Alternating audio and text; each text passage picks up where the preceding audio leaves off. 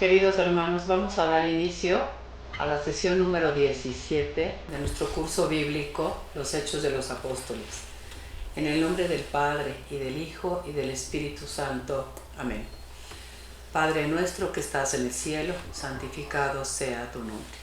Venga a nosotros tu reino. Hágase tu voluntad en la tierra como en el cielo. Danos hoy nuestro pan de cada día. Perdona nuestras ofensas, como también nosotros perdonamos a los que nos ofenden.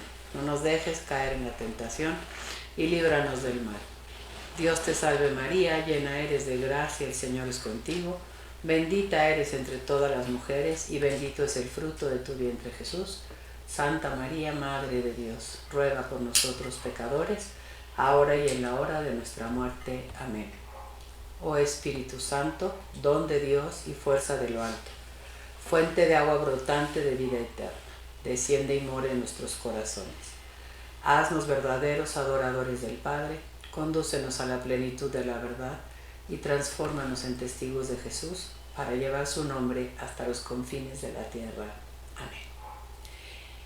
Pues vamos a continuar con la segunda grande parte del curso, que se llama Las primeras misiones de los apóstoles.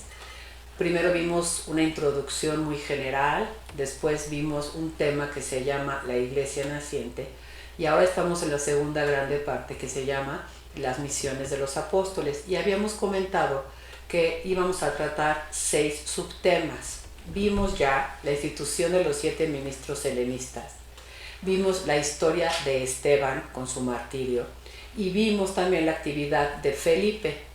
Hoy vamos a pasar a un grande tema, y es un tema de una importancia, el padre Carrillo decía, capital en la historia del cristianismo, que es Pablo de Tarso. Pablo realmente, junto con Pedro, como ustedes saben, son considerados como los pilares, las columnas de la iglesia. Los festejamos el mismo día, son los grandes apóstoles. Pablo, sin haber sido uno de los 12, va a ser quien lleve el Evangelio hasta los confines de la tierra. Vamos a ver cómo Dios lo fue preparando poco a poquito a través de su historia personal, como hace con cada uno de nosotros, sin que nosotros nos demos cuenta. Él va preparándonos en la historia de nuestra vida para la misión que Él quiere. Yo recuerdo también que yo pensaba, como me gusta mucho estudiar, yo pensaba que iba a hacer maestrías y doctorados y que iba a ser una persona sumamente importante porque estudiaba mucho, y no me daba cuenta hasta después que esa capacidad que Dios me había dado era justamente para algo que Él quería, que era predicar su palabra, ¿no? Entonces vean cómo Dios nos va tomando y a cada uno nos va dando cualidades que después van a servir para llevar a cabo esa misión que Él nos da. Y eso va a ser con San Pablo. Pablo fue un instrumento escogido por Dios, preparado por Dios, para llevar su nombre a los gentiles. Si bien Pablo predicaba también a judíos, su misión va a ser a los gentiles. ¿Quiénes son los gentiles? Acuérdense que los judíos dividían el mundo en 2. Y siento que podríamos decir que es una división racial, porque si no eras judío, es decir, si no habías nacido de vientre materno y tenías la circuncisión, entonces eras considerado gentil, pero es una distinción racial, no religiosa, ¿de acuerdo? Entonces Pablo va a ser enviado por Jesús a los gentiles, y con esto vamos viendo cómo el cristianismo se va a expandir.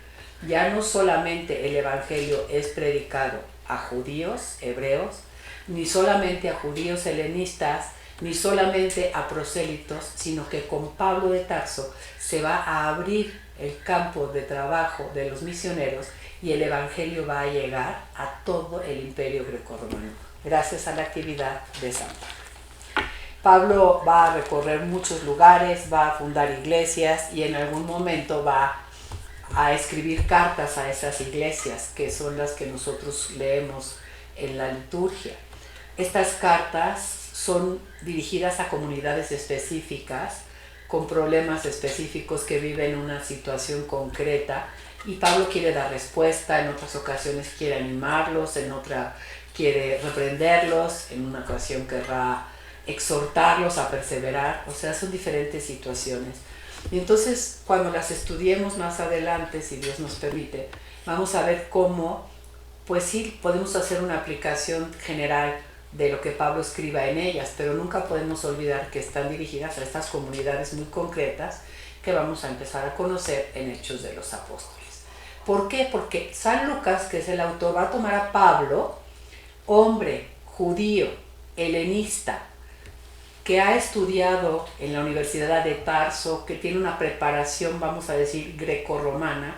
Él es el que va a ser tomado sobre todo por San Lucas para llevar el Evangelio hasta los confines de la tierra. Pensemos que los apóstoles eran, por una parte, personas más sencillas, personas probablemente poco letradas, no sabemos si sabían escribir, no sabemos qué griego hablarían para poder ir al mundo grecorromano a hablar, mucho menos hablarían latín.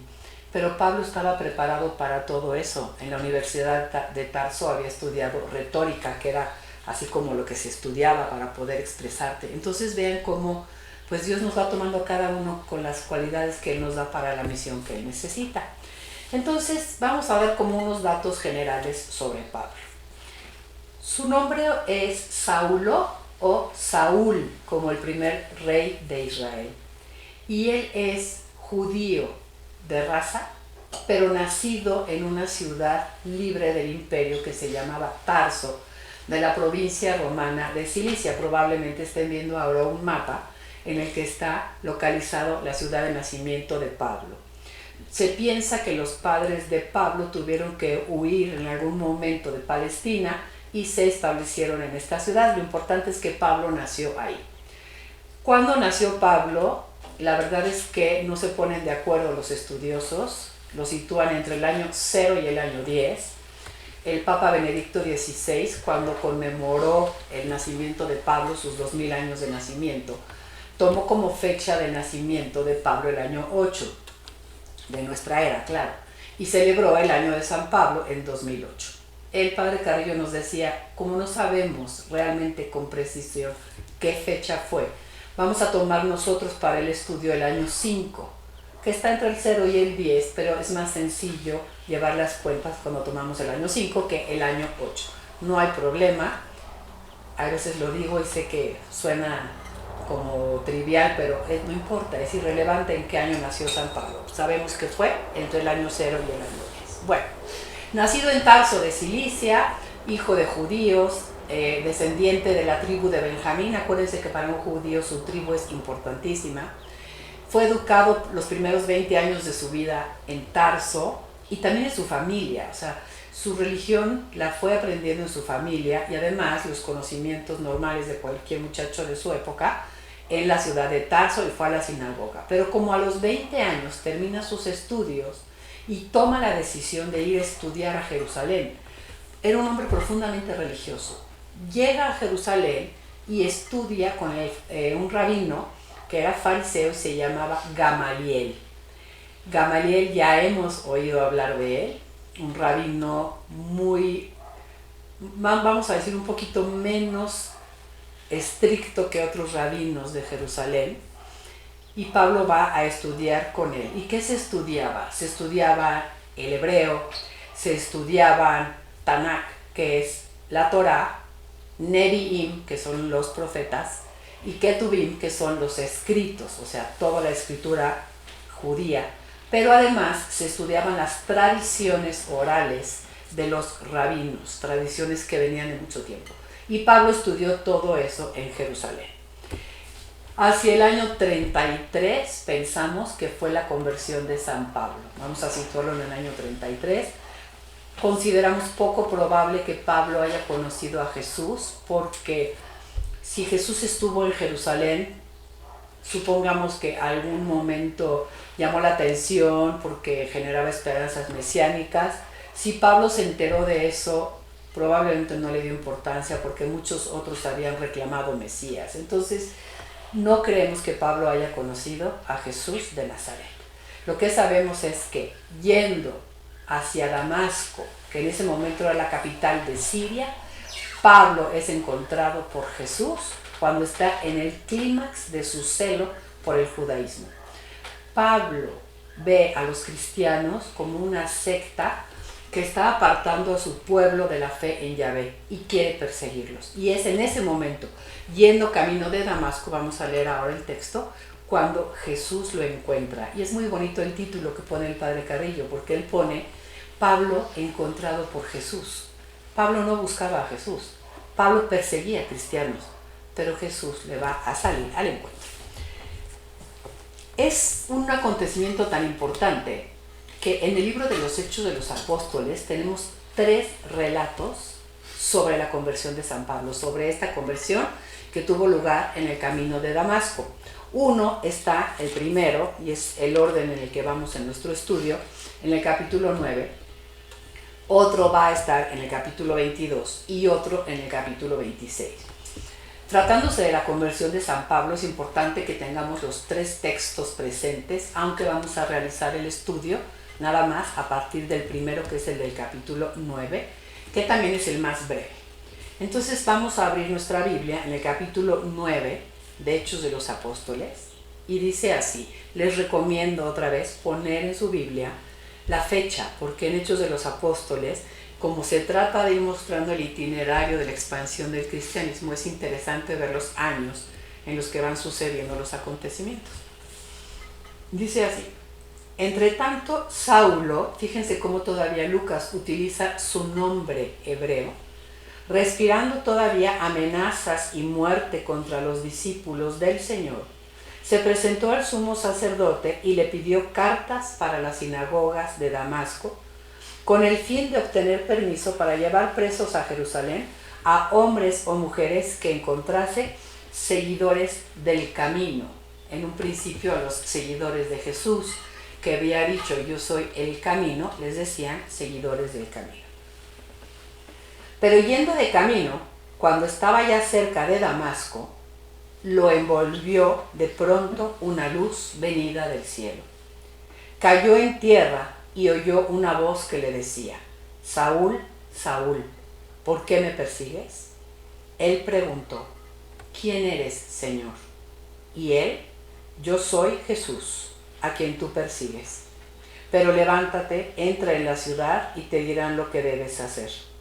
Los hombres que iban con él se habían detenido mudos de espanto, pues oían la voz, pero no veían a nadie. Saulo se levantó del suelo y aunque tenía sus ojos bien abiertos, no veía nada. Lo llevaron de la mano y lo introdujeron en Damasco. Y pasó 3 días sin ver, sin comer y sin beber.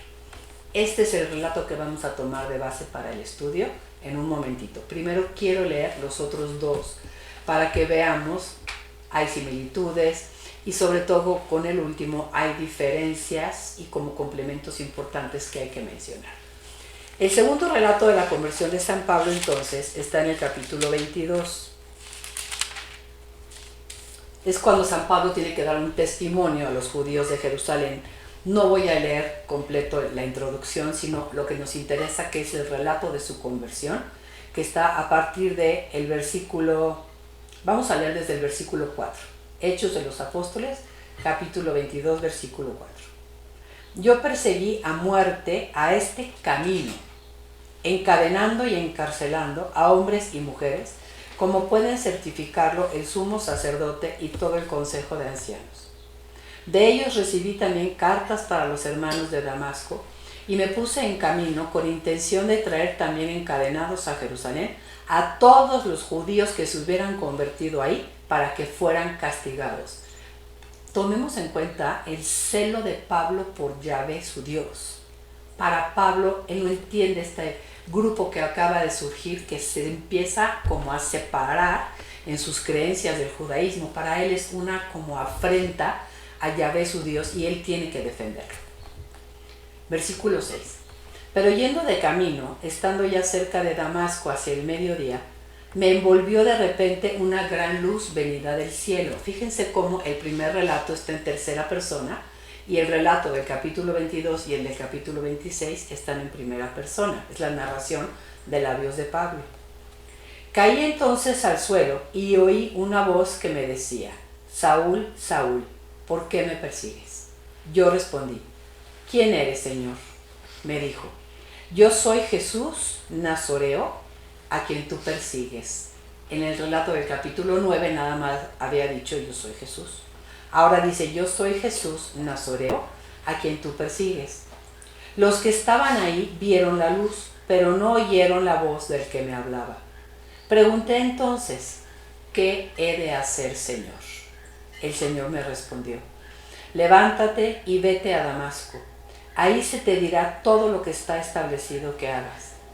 Como yo no veía a causa del resplandor de aquella luz, llegué a Damasco conducido de la mano por mis compañeros.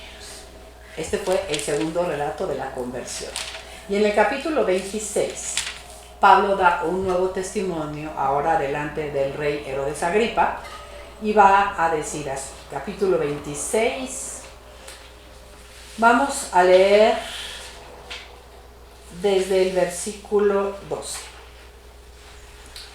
Narra cómo él estaba empeñado en perseguir a los cristianos y dice, en este empeño me dirigí a Damasco con plenos poderes y la autorización de los sumos sacerdotes. Al mediodía, yendo de camino, vi majestad, una luz que venía del cielo, más resplandeciente que el sol. Eso no lo habían dicho los otros relatos. Que me envolvió a mí y a mis compañeros en su resplandor. En los otros dos relatos nada más era Pablo. Caímos todos a tierra y pude oír una voz que me decía en lengua hebrea, Saúl, Saúl, ¿por qué me persigues? Y una frase muy hermosa, te va a resultar duro dar coces contra el aguijón. La Biblia de Jerusalén tiene una nota muy bonita que dice en 26:14 que es una expresión proverbial entre los griegos para caracterizar una resistencia inútil como la del buey, que al dar coces contra el aguijón solo consigue lastimarse. Entonces Jesús le habla a Pablo con este proverbio, te va a resultar duro dar coces contra el aguijón. Yo respondí, ¿quién eres, Señor? El Señor me dijo, yo soy Jesús a quien tú persigues, pero levántate, ponte en pie. Y lo que sigue es un agregado que no tenemos en las otras dos recensiones, pero que es muy importante porque es como una síntesis de la misión de San Pablo, presentada muy bíblicamente a la manera de los profetas de Israel. Dice, pero levántate, ponte en pie. Me he aparecido a ti para constituirte servidor y testigo, porque me estás viendo, Pablo, porque me estás escuchando, Pablo. Tú ya puedes ser mi testigo, tanto de las cosas que de mí has visto como de las que te manifestaré. Yo te libraré de tu pueblo y de los gentiles a los que te envío, para que les abras los ojos. Te envío para que les abras los ojos. Llevarle a alguien el evangelio es abrirle los ojos, es pasarlo de las tinieblas a la luz. Para que vuelvan de las tinieblas a la luz y del poder de Satanás a Dios, y para que reciban el perdón de los pecados y participen de la herencia de los santificados mediante la fe en mí. Lo quiero volver a leer. Vean qué bonita la misión del evangelizador y qué bonita la vocación de todos los hombres a los que Dios quiere llamar. Que se les abran los ojos para que vuelvan de las tinieblas a la luz, para que pasen del poder de Satanás que los tiene encadenados a sus vicios y a sus pecados a la luz de Dios, para que reciban el perdón de sus pecados, para que puedan participar de la herencia de los santificados mediante la fe en mí. Puras promesas bonitas, puras palabras llenas de esperanza para el que quiera abrirse a escuchar el evangelio. De manera que, como ven, son tres relatos parecidos y también a la vez diferentes. Pero nos vamos a regresar al del capítulo 9 porque es el que quiero pasar a explicar. Porque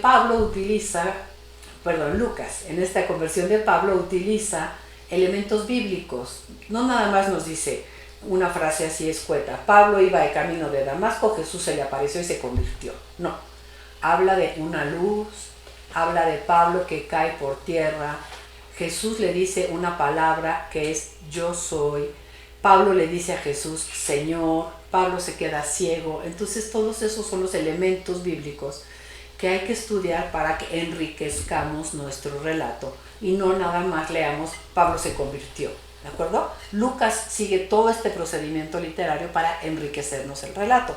Entonces, vamos a leer capítulo 9, la vocación otra vez. Voy al versículo 3, 9:3. Yendo de camino, cuando estaba cerca de Damasco, lo envolvió de pronto una luz venida del cielo. ¿Qué quiere decir esta luz venida del cielo? En el Antiguo Testamento y también en el Nuevo, cuando hay una teofanía, es decir, una manifestación de Dios, siempre hay un ambiente de luz.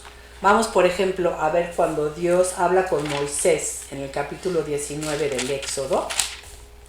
Vamos a abrir la Biblia. En Éxodo 19:6. No, 19:16.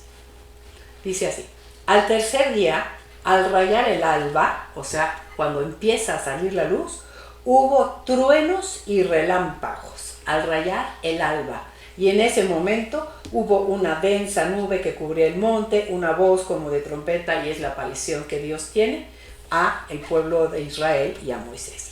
Luego, si buscan, por ejemplo, al profeta Habacuc, ese les va a costar un poquito más de trabajo encontrarlo, a mí también. Habacuc 3, en el versículo 3, dice así. Es una teofanía que anuncia la llegada de Dios y dice: viene Elohí de Temán, Elohí es Dios, el santo del monte Parán, su majestad cubre los cielos, de su gloria está llena la tierra, su fulgor es como la luz, rayos tiene que saltan de su mano y ahí se oculta su poder. Hay una manifestación de Dios y hay unos rayos de luz. Vamos a ver ahora un salmo, el Salmo 4, en el versículo 7. Salmo 4, versículo 7. Muchos dicen: ¿quién nos hará ver la dicha?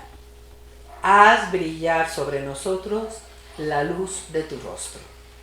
Y en estas experiencias de muerte que tienen algunas personas cuando están enfermas o tienen un accidente y que regresan, siempre hablan de una luz. Porque Dios no se puede describir, ¿no? Entonces siempre se describe como en un ambiente de luz. ¿Qué más le pasa a Pablo, aparte de ser envuelto en esa luz? Seguimos leyendo en el versículo 4 de Hechos 9.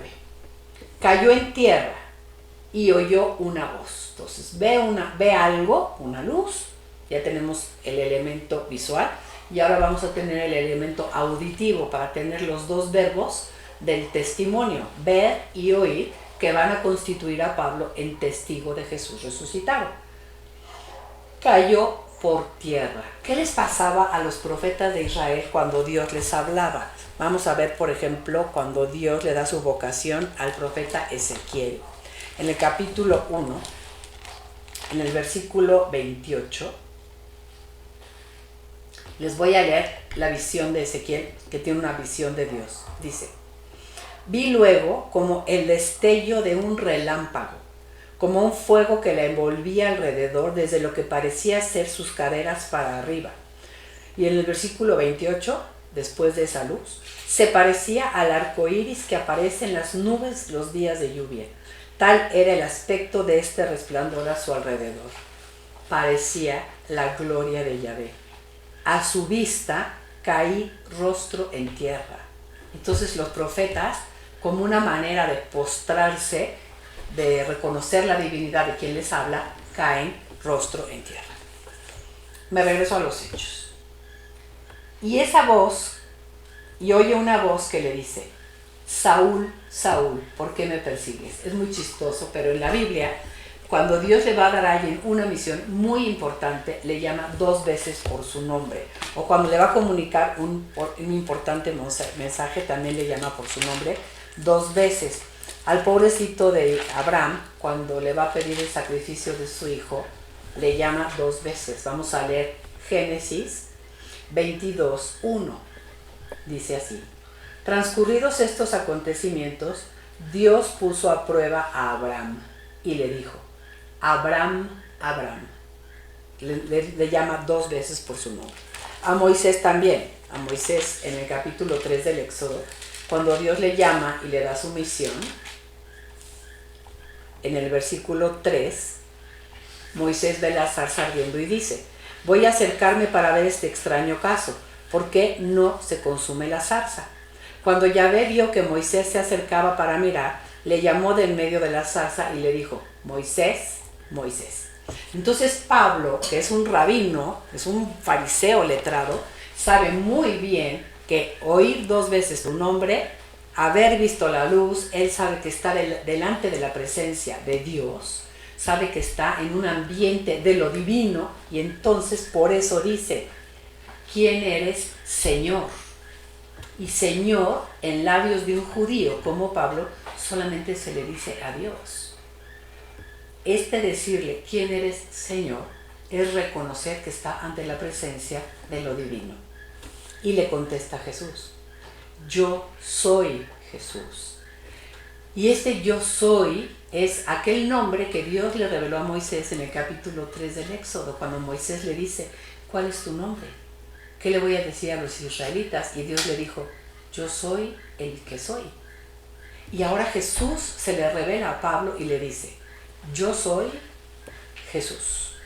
Yo soy puede hacer referencia a su divinidad. Jesús habla de, pero está encarnado.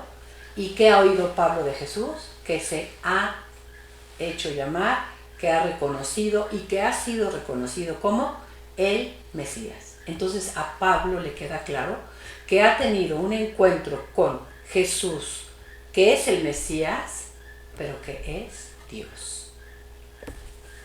Y entonces Jesús le dice: soy Jesús a quien tú persigues, pero levántate, entra en la ciudad y te dirán lo que tienes que hacer. Es muy bonito cómo